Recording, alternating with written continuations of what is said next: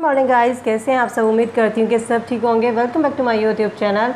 चलिए शुरू करते हैं अपनी आज की क्लास। आज की क्लास में हम डिस्कस करने वाले हैं जूनियर शिक्षक भर्ती 2021 के लिए आपका ज्योग्राफी का मोस्ट इंपोर्टेंट टॉपिक वायुमंडल, जिसका पार्ट 1 हम कल डिस्कस कर चुके हैं और आज हम इसका पार्ट 2 डिस्कस करने वाले हैं। वायुमंडल जो टॉपिक है फ्रेंड्स, वो आपके जूनियर शिक्षक भर्ती SST वालों के लिए तो इम्पोर्टेंट है ही, और साथ ही साथ ये आपके कह सकते हैं कि UP primary super TET, UP TET और TGT PGT के लिए इम्पोर्टेंट है। और इसमें से क्वेश्चन आपके GSGK में भी आपके जो सभी विषयों से आवेदन कर रहे हैं उन सभी के लिए भी ये क्वेश्चन इंपॉर्टेंट होते हैं। तो क्लास को शुरू से आखिर तक ज़रूर देखिएगा, और वीडियो अच्छी लगे तो वीडियो को लाइक शेयर कर दीजिए फ्रेंड के साथ में। चैनल पर नए हैं तो चैनल को सब्सक्राइब करना ना भूलें। फर्स्ट क्वेश्चन है आप सभी के सामने, शुरू करेंगे अपनी क्लास फटाफट, और जहाँ इंपॉर्टेंट फैक्ट होंगे उसको डिस्कस करते चलेंगे साथ साथ है, ठीक है। चलिए फर्स्ट क्वेश्चन देखते हैं। पृथ्वी विद्युत चुंबकीय लघु तरंगों के माध्यम से ऊर्जा यानी कि सूर्यता प्राप्त करती है, जिसका विकिरण होता है किसके माध्यम से होता है? फोटोस्फीयर से होता है, आयनोस्फीयर से होता है, एटमोस्फीयर से होता है, या ट्रोपोस्फीयर के द्वारा होता है। ठीक है, सूर्य की जो बाह्य सतह है अर्थात या हम कहते हैं प्रकाशमंडल या फोटोस्फीयर से ऊर्जा विद्युत चुंबकीय लघु विकिरण तरंगों के माध्यम से इसका विकिरण होता है। तो ऑप्शन हमारा सही होता है यहाँ पर ए, फोटोस्फीयर। ओके, सेकेंड क्वेश्चन है, निम्न में से कौन सा कटिबंध सबसे अधिक मात्रा में सूर्यताप प्राप्त करता है? कौन सा कटिबंध है? उष्ण कटिबंध है, शीतोष्ण कटिबंध है, शीत कटिबंध है, या उपयुक्त में से कोई सा भी नहीं है? कि निम्न में से कौन सा कटिबंध है जो सबसे अधिक मात्रा में सूर्यताप या प्रकाश मंडल प्राप्त करता है? तो सही क्वेश्चन हमारा यहाँ पर होता है, सही आंसर हमारा होता है यहाँ पर ऑप्शन ए, उष्ण कटिबंध। उष्ण कटिबंध क्षेत्रों में सूर्यताप सबसे अधिक मात्रा में प्राप्त होता है। आप कह सकते हैं कि भूमध्य रेखीय भाग में भी सबसे अधिक सूर्यताप होता है, जिस कारण वहाँ वर्ष भर पूरे उच्च तापमान बना रहता है। उष्ण कटिबंधीय मानसूनी प्रदेश में भी तापमान पूरे वर्ष ज़्यादा होता है। इसी प्रकार से आप कह सकते हैं कि जो शीत कटिबंध है और आपके शीतोष्ण कटिबंध है उनकी अपेक्षा उष्ण कटिबंध में सूर्यताप अधिक प्राप्त होता है। तो राइट ऑप्शन हमारा यहाँ पर होगा ए, ठीक है। चलिए नेक्स्ट क्वेश्चन है, सूर्य से संचालित ऊर्जा है। सूर्य से संचालित ऊर्जा क्या है? सूर्यताप है, बिजली की धारा का अवरोधन है, प्रतत्व है, विकिरण है। सही ऑप्शन होगा यहाँ पर ए, सूर्यताप। सूर्य से पृथ्वी तक पहुँचने वाली विकिरण ऊर्जा को हम क्या कहते हैं? उसको हम सूर्यताप कहते हैं। सूर्य और पृथ्वी के बीच की दूरी कितनी है?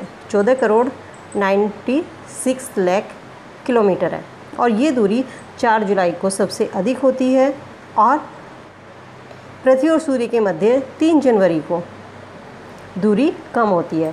कितनी? जब 4 जुलाई को सबसे अधिक होती है सूर्य और पृथ्वी के बीच की दूरी, तो उसको हम कहते हैं अपसोर। याद रखिए, अपसोर या एफिलियन, APHELION, एफिलियन।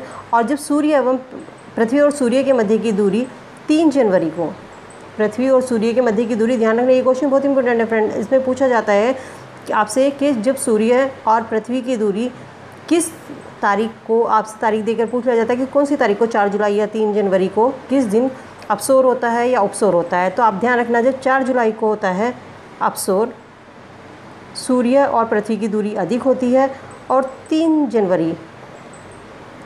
जनवरी को सूर्य और पृथ्वी के बीच की दूरी कम होती है, उसे हम कहते हैं उपसोर। इंग्लिश में पूछ लिया जाता है पेरीफेलियन और एपीफेलियन, ठीक है, इम्पोर्टेंट है, नोट डाउन, पॉइंट आउट कर लीजिएगा क्वेश्चन को। अगला क्वेश्चन की तरफ बढ़ते हैं। अधिकतम तापमान किन रेखाओं पर अंकित किए जाते हैं? अधिक तापमान किन रेखाओं पर अंकित किए जाते हैं?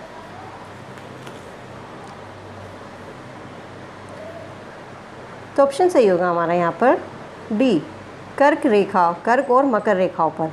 कर्क और मकर रेखाओं पर सबसे अधिक जो है आपका तापमान दर्ज किया जाता है, ठीक है फ्रेंड्स। इस क्वेश्चन का आंसर हमने आपको बताया, इस क्वेश्चन का आंसर था सूर्य से संचालित ऊर्जा होती है सूर्यताप, ठीक है। चलिए आगे देखते हैं कि तापमान किन रेखाओं पर अंकित किए जाते हैं। ये होते हैं आपके कर्क और मकर रेखाओं पर तापमान सबसे अधिक अंकित किए जाते हैं। इनसे इंपॉर्टेंट क्वेश्चन बनता है यहाँ पर, इसको हम डिस्कस करने वाले हैं। 21 जून को सूर्य कर्क रेखा के ठीक ऊपर चमकता है, और उत्तरी गोलार्ध में वर्ष का सबसे लंबा दिन होता है। क्वेश्चन पूछा जाता है कि वर्ष का सबसे लंबा दिन कौन से दिन होता है? तो 21 जून को सबसे बड़ा दिन होता है, और इस दिन क्या मनाया जाता है? योगा डे भी मनाया जाता है, ठीक है। और 21 जून को दक्षिणी गोलार्ध में वर्ष का सबसे छोटा दिन होगा, जब 21 जून को उत्तरी गोलार्ध में सबसे बड़ा लंबा दिन होता है तो उस दिन दक्षिणी गोलार्ध में वर्ष का सबसे छोटा दिन होता है। 21 मार्च और 23 सितंबर को सूर्य विषुवत रेखा के ठीक ऊपर होता है और संपूर्ण विश्व में दिन और रात की लंबाई समान होती है। कब होती है? 21 मार्च और 23 सितंबर को। ये क्वेश्चन भी आपसे पूछा जाता है। यहाँ से आपके 3-4 क्वेश्चन इंपॉर्टेंट बनते हैं। 21 मार्च और 23 सितंबर को सूर्य विषुवत रेखा के ठीक ऊपर होता है, दिन रात की लंबाई उस दिन बराबर होती है। 22 दिसंबर को सूर्य मकर रेखा के ठीक ऊपर होता है। ठीक है, 21 जून को कर्क रेखा के ऊपर होता है सूर्य और 22 दिसंबर को सूर्य किसके? मकर रेखा के ऊपर होता है और दक्षिणी गोलार्ध में इस दिन सबसे बड़ा दिन होता है। 22 दिसंबर को जो उत्तरी गोलार्ध में सबसे छोटा दिन होगा। ठीक है, जिस दिन 22 दिसंबर और 21 जून, आप याद रखना, 21 जून को जब सूर्य मकर रेखा के ठीक ऊपर होगा तो दक्षिणी गोलार्ध में सबसे बड़ा दिन और उत्तरी गोलार्ध में सबसे छोटा दिन होगा। और 21 जून को जब सूर्य कर्क रेखा के ऊपर होता है तो उत्तरी गोलार्ध में सबसे बड़ा दिन होता है और दक्षिणी गोलार्ध में 21 जून को सबसे छोटा दिन होता है। ठीक है फ्रेंड, मोस्ट इंपॉर्टेंट क्वेश्चंस यहाँ से आपके बनते हैं और एग्जाम में पूछे जाते हैं। ये आपके जीएस और जीके में भी इसमें से क्वेश्चन पूछे जाते हैं। ठीक है, चलिए नेक्स्ट क्वेश्चन की तरफ आगे बढ़ते हैं। विश्व के कौन से क्षेत्रों में न्यूनतम वार्षिक तापांतर होता है? विश्व के कौन से क्षेत्रों में न्यूनतम वार्षिक तापांतर होता है कि पूरे वर्ष सबसे कम ताप कहाँ पर होता है? उष्णकटिबंधीय क्षेत्रों में, शीतोष्ण क्षेत्रों में, ध्रुवीय क्षेत्रों में या भूमध्य रेखीय क्षेत्रों में? तो ऑप्शन हमारा सही होता है यहाँ पर डी। भूमध्य रेखीय क्षेत्रों में सबसे पूरे वर्ष सबसे कम तापमान होता है। ठीक है, नेक्स्ट क्वेश्चन की तरफ आगे बढ़ते हैं। पृथ्वी पर अधिकतम तापमान इनमें से किसके आसपास दर्ज किया जाता है? सबसे अधिक तापमान भूमध्य रेखा पर, कर्क रेखा पर, मकर रेखा या अंत उष्णकटिबंधीय विषुवत क्षेत्र पर? कहाँ पर सबसे अधिक तापमान दर्ज किया जाता है?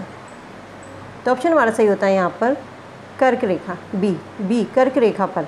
पृथ्वी का सबसे अधिक तापमान कहाँ पर? कर्क रेखा के आसपास या भूमध्य रेखा से ध्रुवों की ओर कम होता है सूर्यताप और सामान्यतः कर्क रेखा पर आपका ये सबसे अधिक तापमान दर्ज किया जाता है। ठीक है, चलिए, लेकिन ध्यान रखना कि भूमध्य रेखा से जब हम ध्रुवों की ओर चलते हैं तो ताप जो है वो कम होता चला जाता है। ठीक है, नेक्स्ट क्वेश्चन है, पृथ्वी पर सबसे अधिक गर्म स्थान कहाँ पाया जाता है? पृथ्वी पर सबसे अधिक गर्म स्थान कहाँ पर पाया जाता है? विषुवत रेखा में, सवाना क्षेत्र में, मानसून क्षेत्र में या उष्णकटिबंधीय मरु क्षेत्र में? तो ऑप्शन हमारा सही होता है यहाँ पर डी, उष्णकटिबंधीय मरु क्षेत्र। उष्णकटिबंधीय मरु क्षेत्र में सबसे जो क्षेत्र है वहाँ पर सबसे गर्म स्थान होता है ये उष्णकटिबंधीय मरु क्षेत्र। ठीक है, नेक्स्ट क्वेश्चन है, कर्क रेखा तथा मकर रेखा के मध्य भाग को क्या कहते हैं? कर्क रेखा और मकर रेखा के मध्य भाग को क्या कहा जाता है? तो ऑप्शन हमारा सही होता है यहाँ पर सी, उष्णकटिबंध। कर्क रेखा और मकर रेखा के मध्य भाग को उष्णकटिबंध कहा जाता है। ठीक है, 23.5 डिग्री उत्तरी अक्षांश रेखा को क्या कहते हैं? कर्क रेखा कहते हैं। और 23.5 डिग्री दक्षिणी अक्षांश रेखा को मकर रेखा कहा जाता है। 66.5 उत्तरी अक्षांश रेखा को आर्कटिक व्रत और 66.5 दक्षिणी अक्षांश रेखा को अंटार्कटिका व्रत के नाम से जाना जाता है। ये क्वेश्चन आप मोस्ट इंपॉर्टेंट, यहाँ से आपके वायुमंडल फ्रेंड्स इतना इंपॉर्टेंट टॉपिक है, यहाँ से हर साल हर एग्जाम में आपके क्वेश्चन पूछा जाता है। तो ये आपके टीजीटी पीजीटी, चाहे आप सुपर टेट दे रहे हैं, जूनियर का दे रहे हैं, प्राइमरी का दे रहे हैं, या आप यूपी टेट दे रहे हैं, या आप किसी जीएस जीके का पेपर आप देने जा रहे हैं, तो ये टॉपिक आपके लिए बहुत इंपॉर्टेंट होता है और ये क्वेश्चन आपके एग्जाम में ज़रूर पूछे जाते हैं। तो जो मैं आपको बताया है उनको आप साथ साथ पॉइंट आउट करते चलिए कि 23.5 उत्तरी अक्षांश रेखा को क्या कहते हैं? कर्क रेखा कहते हैं। और 23.5 डिग्री अक्षांश रेखा को मकर रेखा कहा जाता है।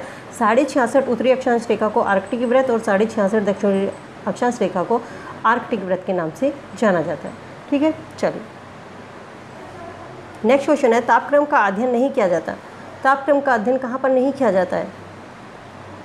तो ऑप्शन हमारा सही होता है यहाँ पर सी, तिर्यक वितरण के रूप में तापक्रम का अध्ययन नहीं किया जाता है। ठीक है, नेक्स्ट क्वेश्चन की तरफ आगे बढ़ते हैं। तापमान विलोपन की स्थिति उत्पन्न करने के लिए निम्न में से कौन सा कारक उत्तरदायी नहीं है? तापमान विलोपन की स्थिति उत्पन्न करने के लिए निम्न में से कौन सा कारक उत्तरदायी नहीं है? फ्रेंड, यहाँ पर हम सबसे पहले तापमान विलोपन क्या है इसको जान लेते हैं। देखिए, आपको पता होगा कि क्षोभ मंडल में जब ऊंचाई बढ़ती है तो उसके साथ साथ मैंने आपको बताया कि तापमान घटता है। इससे पहली वाली वीडियो में मैंने आपको बताया था, जब मैंने आपको परतें पढ़ाई थी वायुमंडल की, तो वहाँ पर क्षोभ मंडल में जब ऊंचाई बढ़ती है तो साथ साथ तापमान घटता जाता है। लेकिन कभी कभी तो कुछ स्थानीय रूप से ऊंचाई के साथ साथ तापमान बढ़ता है, तो वो पतन की दर, उसे हम पतन की दर कहते हैं। और इस क्रिया के कारण क्या होता है कि नीचे अपेक्षाकृत ठंडी वायु की परत होती है तो उसके ऊपर गर्म वायु की परत की स्थिति हो जाती है, और यही दशा जो है तापमान का प्रतिलोपन या प्रतिलोमन उसको हम कहते हैं। विलोपन कह सकते हैं, तापमान विलोपन या तापमान प्रतिलोपन इसको कहा जाता है। ठीक है, चलिए क्वेश्चन है हमारा, तापमान विलोपन की स्थिति उत्पन्न करने के लिए निम्न में से कौन सा कारक उत्तरदायी नहीं है। तो ऑप्शन हमारा सही होता है यहाँ पर तीव्र वेग से बहती वायु। तीव्र वेग से बहती वायु तापमान विलोपन या प्रतिलोमन उत्पन्न करने के लिए और उत्तरदायी कारक जो होते हैं वो होते हैं जाड़े की बड़ी रातें और स्वच्छ बादल होते हैं, या आपका स्वच्छ आकाश होता है, स्वच्छ आकाश यानी कि बादल रहित आकाश का होना, धरातल के पास शुष्क पवनें चलने, वायुमंडल का शांत होना, स्थिर होना या पवन धीरे धीरे चलने। अच्छा, जो बर्फ़ या घाटी, धरातल जो होता है बर्फ़ से ढका होता है, घाटी बर्फ़ से ढकी होती है, ये सभी कारण जो होते हैं तापमान विलोपन उत्पन्न करने के लिए उत्तरदायी होते हैं। तो ऑप्शन हमारा सही होता है यहाँ पर तीव्र वेग से बहती हुई वायु। ठीक है, चलिए नेक्स्ट क्वेश्चन की तरफ आगे बढ़ते हैं। तापमान प्रतिलोमन के लिए कौन सी उपयुक्त दशा नहीं है। अभी मैंने आपको बताया शीत ऋतु में शांत और साफ आकाश होना, ये उत्तरदायी कारक है तापमान प्रतिलोपन के लिए। जब आकाश साफ और हो तथा प्रतिचक्रवातीय दशाएं हो, धरातल बर्फ और हिम से ढका हो, तो ये सभी दशाएं आपकी तापमान प्रतिलोपन के लिए उपयुक्त दशाएं हैं। जो नहीं है सही वो ये आपका धरातल का प्राकृतिक वनस्पति से आवृत होना। ठीक है, तो उपयुक्त दशा कौन सी नहीं है, ये है बी, धरातल का प्राकृतिक वनस्पति से आवृत होना। बाकी तीनों सभी आपकी प्रतिलोमन की दशाएं उपयुक्त दशाएं हैं। ताप विलोमता से क्या तात्पर्य है। ताप विलोमता से क्या तात्पर्य है, तो ऑप्शन हमारा सही होता है यहाँ पर। अभी मैंने आपको बताया कि ऊंचाई के साथ तापमान में वृद्धि होना। जब हम ऊंचाई के साथ तापमान में वृद्धि होती है तो वो क्या कहलाता है, वो दशा हमारी होती है ताप प्रतिलोमन, या आप ताप विलोमता उसको कह सकते हैं। ठीक है, चलो प्रत्येक 100 मीटर की ऊंचाई पर तापमान की सामान्य ह्रास दर कितनी होती है। प्रत्येक 100 मीटर की ऊंचाई पर, 1000 मीटर की ऊंचाई पर कितनी थी, 6.5 प्रति सेंटीग्रेड पर 1000 मीटर पर। ठीक है, जो दर की हानि होती है ऊंचाई पर, जब ऊंचाई पर जाते हैं तो तापमान की दर घटती जाती है। जब हम धरातल से क्षोभ मंडल समताप मंडल जाते हैं तो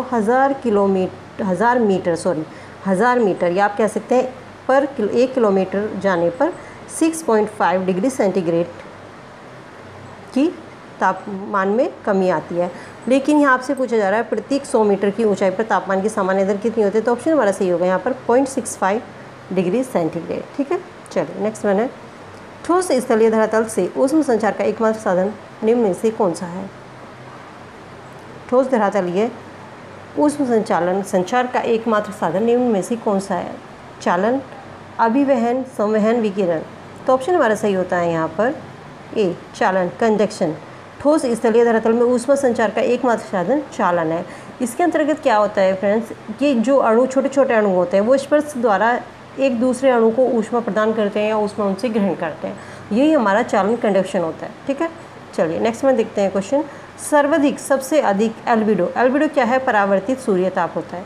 तो सबसे अधिक परावर्तित सूर्यताप कहाँ पर होता है, या आप इसको एल्बिडो कह सकते हैं। एल्बिडो भी आपसे पूछ सकता है या परावर्तित ताप भी आपसे पूछ सकता है। तो सबसे अधिक एल्बिडो सूर्यताप कहाँ पर होता है, रेत में, घास में, हिमाच्छादित धरातल में या शुष्क धरातल में।